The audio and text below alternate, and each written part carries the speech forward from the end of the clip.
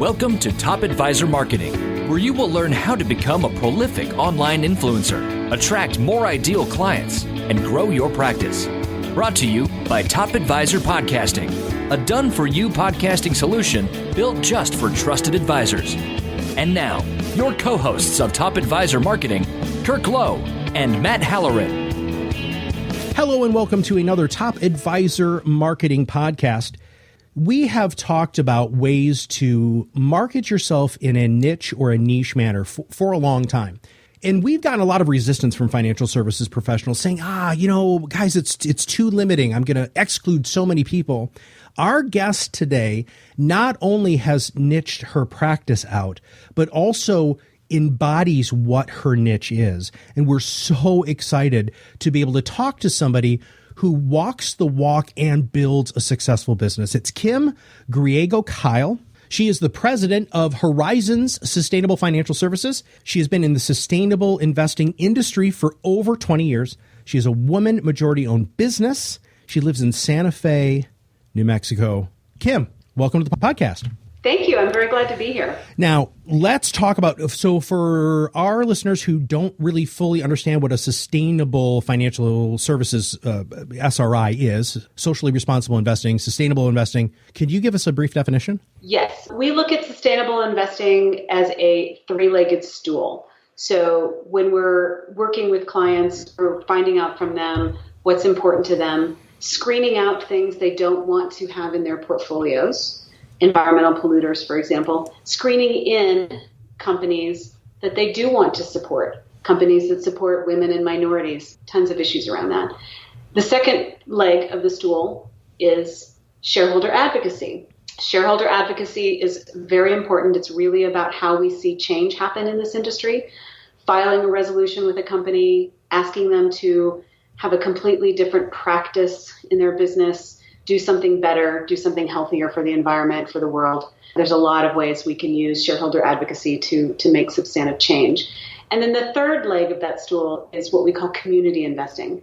So we're working on ways to support local communities, businesses, nonprofits. This also extends internationally, to support rebuilding after natural disasters, Puerto Rico, for example, low-income housing.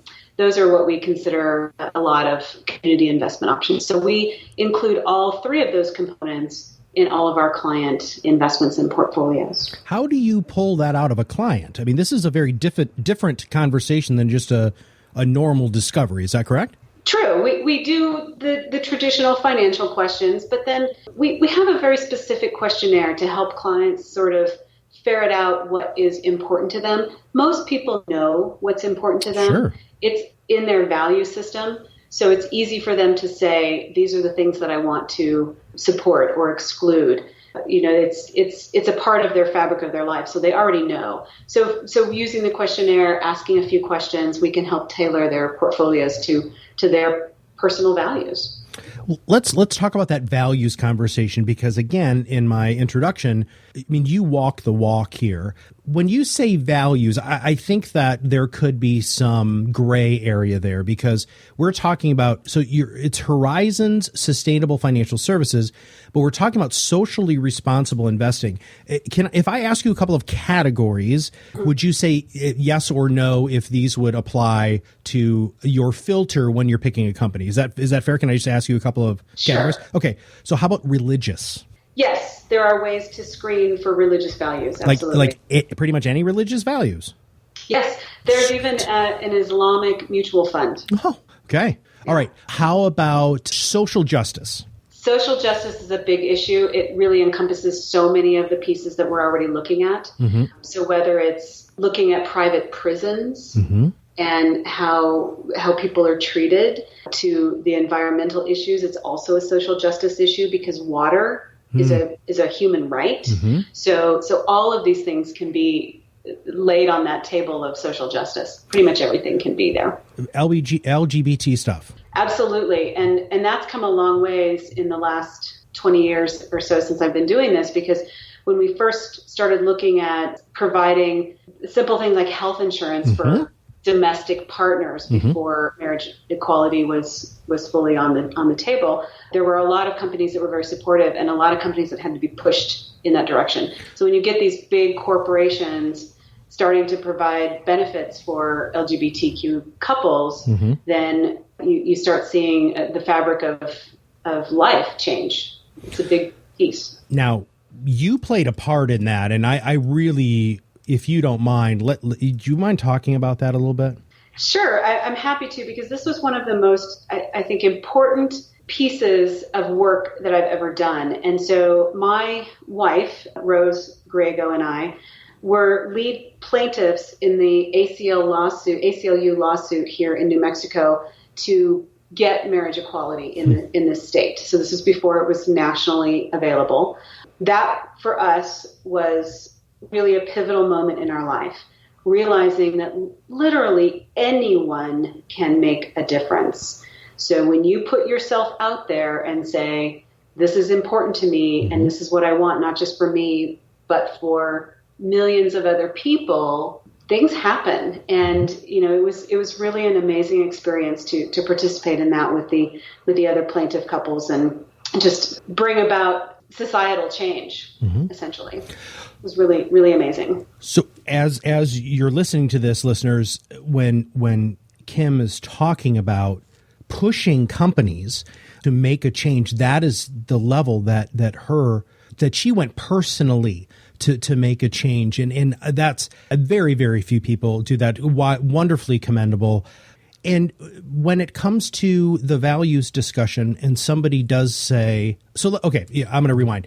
How about this? I come in, right, and I've got a portfolio and we start having this values discussion. Do you then look at my portfolio and, almost like a teacher with a red pen? Well, you sure don't want this. And, do you do that sort of stuff? We do on occasion, yes, because sometimes people want that feedback. If they say, this is important to me, I want to, here's a very good example that's been very common over the last 5 years. Screening out fossil fuels from portfolios. So people own mutual funds, a lot of people own mutual funds, and they don't realize what is in that fund. So unless you read that supplement that comes out twice a year that tells you what's in that fund at that moment, you don't know.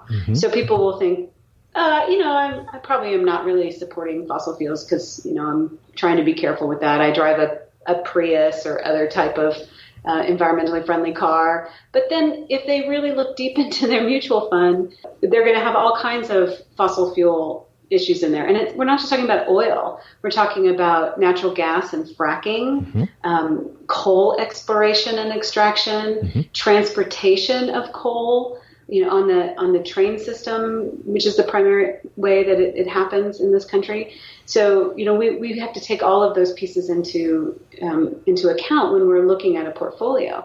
So people will say, well, I don't want to be in fossil fuels, but I'm like, well, you own these pipelines. They're transporting natural gas and oil. Do you realize that? Nope, didn't realize that. So yeah, and you can do that with just about any issue. So it's sometimes it's an eye opener to people. And they think, well, I think I have a pretty good portfolio, but then you're like, well, these are the things that this company is doing that you may not be aware of, and these are the shareholder resolutions that we filed with these companies to try to get them to do better. There is no perfect company, and I have to emphasize that over and over again with clients. And, because you can't say, well, these are the 5 perfect companies, and I'm going to invest only in those. It's not going to happen. Every company has issues in some area, which is where the shareholder resolution piece comes, because you find a company that's pretty good in most of the areas that you like or most people like, but maybe they have a terrible recycling program with their old computers, for example. HP's come a long way in creating better recycling of old computers, and a lot of that's been pushing from the sustainable investment world. So many ways to look at the issues. When I'm going to play devil's advocate, if you don't mind, and I'm going to preface it by telling a quick story. An advisor I was working with, we started working with him. My company started working with him to change his client communication pieces. And so part of that was a lot of what you were talking about, having a different discussion on the front end, especially about values. And this woman who came to the firm had been a widow for a while. and they were touting their returns, right? Which of course advisors never do. And, and when she asked if she could see what was in the portfolio, one of the first largest holdings was a tobacco company, and and her husband died of lung cancer, and she was so angry. And of course, then they immediately said, look, hey, this is why you're here. We're having different conversations, but help us understand. I mean, so our audience is financial services professionals, people, the S&P's up, 300%, right? So people are looking for these unbelievable, literally insane levels of return.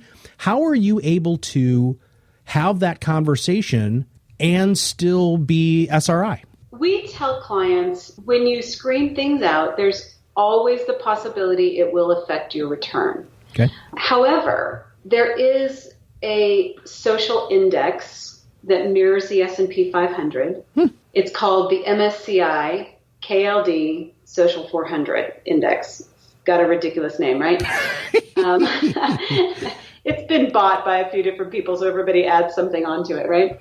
So this index has been around for more than 25 years. And again, it mirrors the S&P 500. So what they've done is they've taken the most common social screen things out, put a few things back in so they have the same asset mix, small, medium, large cap stocks that the S&P 500 does, but this is only 400 stocks. Okay. Over this 25 years, performance has been almost equal. Wow. Between the two indexes. So some years the social index does a little better, other years the traditional S&P does a little better. But we can tell people, if we're selecting the appropriate investments for you, your performance probably will not suffer. We don't guarantee that, but we do tell them that we do have this wonderful benchmark that says you can invest socially, responsibly, sustainably, and most likely not have it affect your performance long term.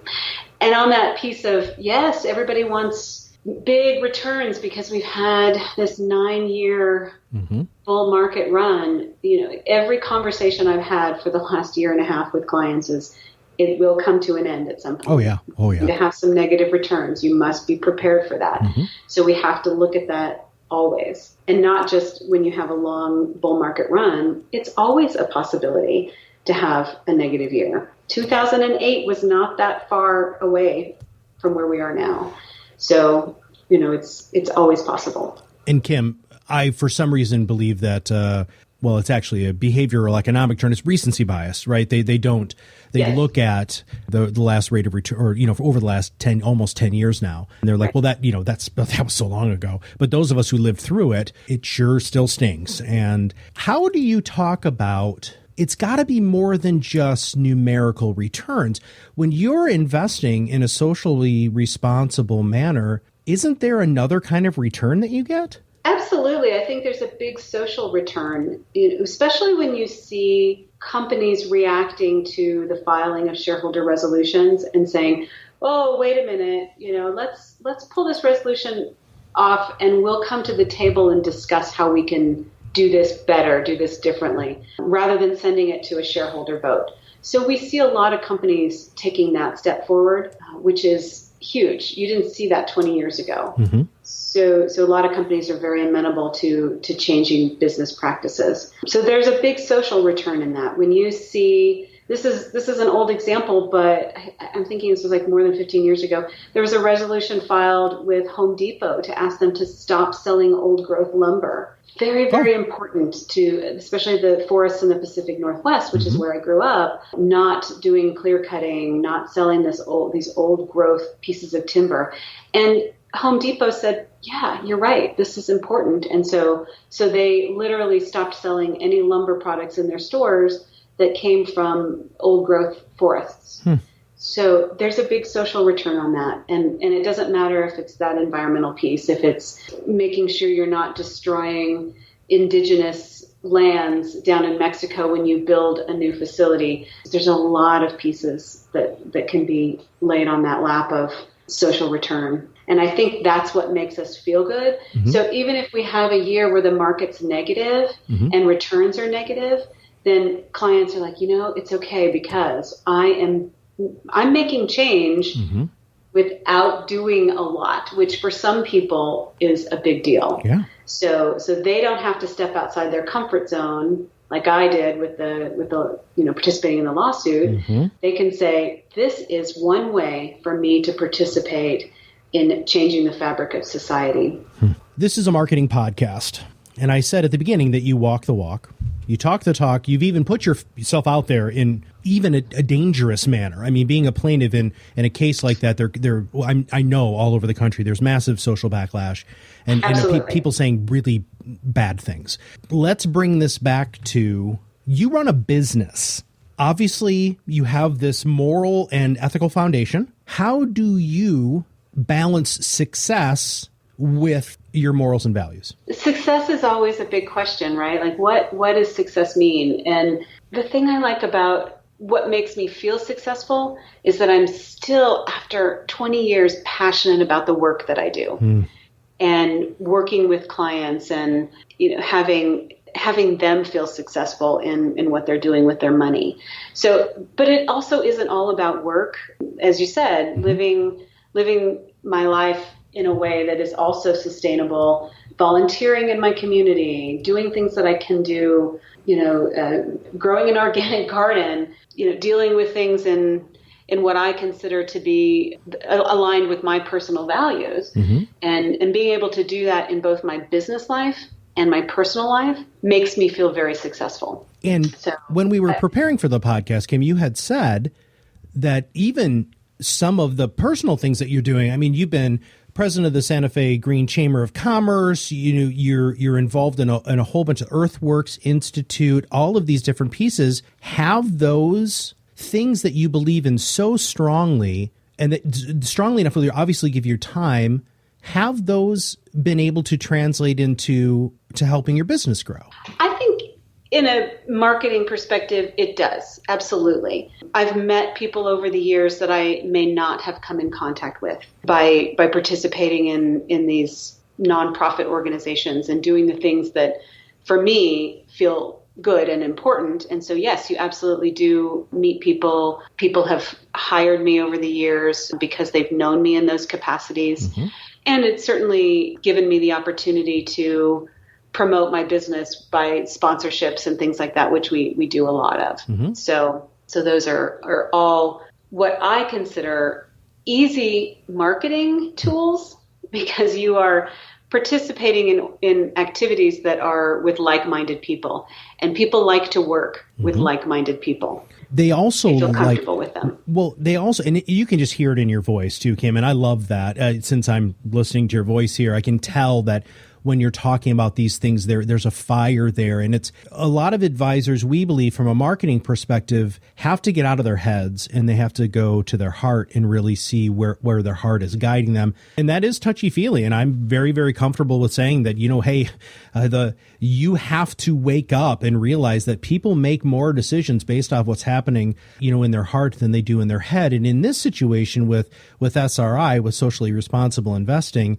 that you're doing both. I mean, what a great marketing piece. And I'm not trying to, the podcast is about marketing. So I do want to talk about marketing, but you're doing both. It's like a double home run, which of course doesn't exist, but it does, right? Right. It's true.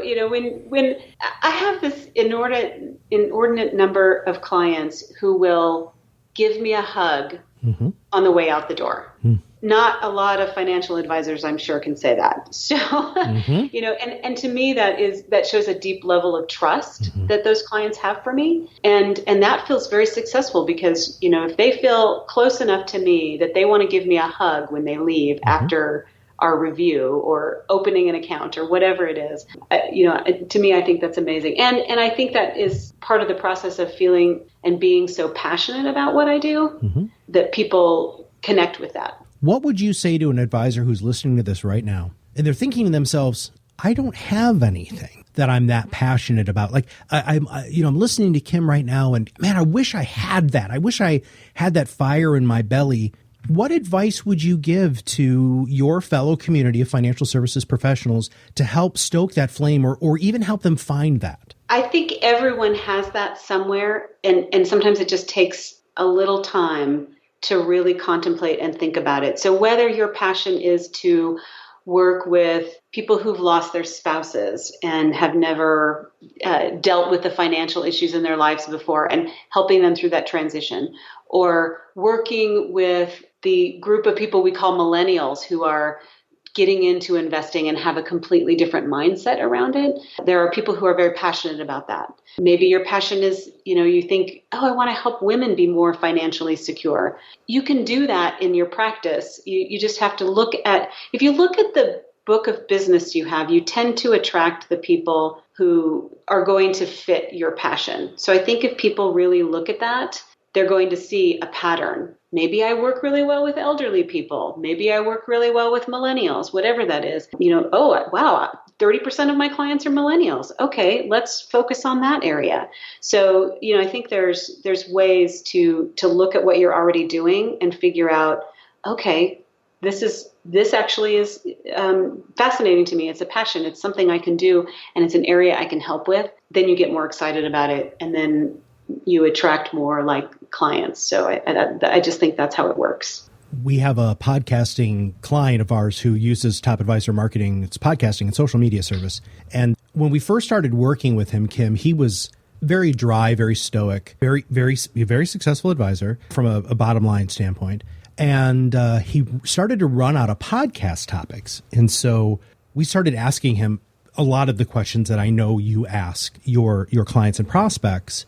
And the last 3 podcasts that he's done, he's had guests on, and they've all been nonprofits that when he stopped to listen to himself, he realized, one, they were clients, which, again, so many of us get so bogged down in our day to day that we forget to, kind of look at our book like a tourist looks at your town. And right. He did one with a nonprofit for a young gentleman who passed away very, very, very young. And my team, so we have a whole process of what we do with the podcast. And there's 3 people who listen to each podcast before they go live. And I got a message from each of them saying 10 minutes into the podcast, they were crying. Like happy crying, like, oh my God, this is so beautiful. Oh my God, that's so sad. Oh my God. And the podcast that he did is hands down the most listened to podcast he's ever done, because he got out of his head and he went into his heart. And I can't thank you enough personally, just for who I am as a human being, Kim, for doing everything that you've done. Thank you for allowing me to pepper you with business, questions about how you used this to continue to grow your business and balance it well so that you feel successful and still are successful in doing things that are, trying to make the world a better place. The very few of us can wake up in the morning and say, hey, I made the world a better place today. And so I personally and my family and children want to thank you for working hard to help make the world that they're going to inherit a better place. Is there anything else that you'd like to share with our audience? Is there anything that our audience could use you for? Maybe, I guess I don't really know how to ask the question, but yeah, just take it from there and see if that works. Sure. I think there's 2 things. One, I love speaking to people. So talking about this area of investing and how it's my passion, I think it's fun for me. Other people seem to enjoy it because I'm having a good time. So I do love to speak about it. The other thing that we are doing in our business at the moment is we are creating a way for what we call non-SRI advisors, your traditional investment advisor, to be able to hire us as a third-party money manager for their clients who want sustainable investing, but they don't know how to do it or where to start. So we've created this process for other advisors to keep their clients, provide them with sustainable portfolios, but not have to have that breadth of knowledge that we already have after 20 plus years in the business. So we're putting that out there for folks to hire us to do that piece. They keep the client, we do the management.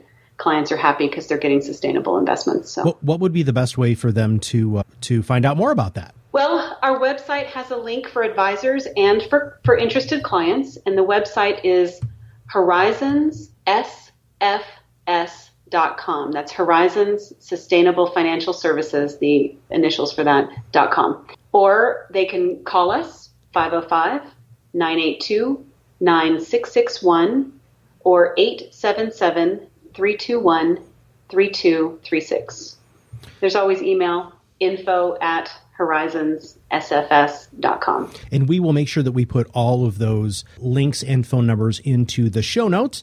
Kim, thank you so much for being on the show today. And again, thank you so much for what you do. Thank you, Matt. It's been a pleasure. If you even have an inkling inside of you that doing something like this, socially responsible investing, sustainable investing, is something you want to bring into your practice, please just have a conversation with Kim. Find out the questions she asks. Because I think what you're going to find out, especially from a marketing and a referral standpoint, it changes the way that people are going to refer business to you because the conversation is fundamentally different. It's not rate of returns. It's not risk management. It's not life insurance products. I mean, yes, all of those probably play a part. It's the feeling that what you're doing with your retirement, with your savings, with your hard-earned money is truly making a difference that is in line with who you are as a human being. So please go ahead and check out Kim.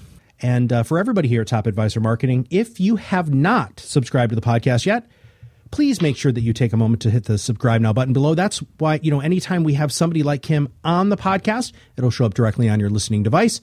And if you know another financial services professional who would love to learn more about socially responsible investing and a way that they can bring it into their practice, please make sure that you share the podcast by clicking that share now button below.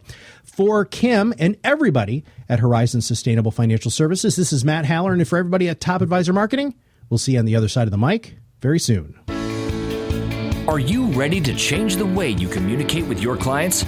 Are you tired of being the best kept secret in your area?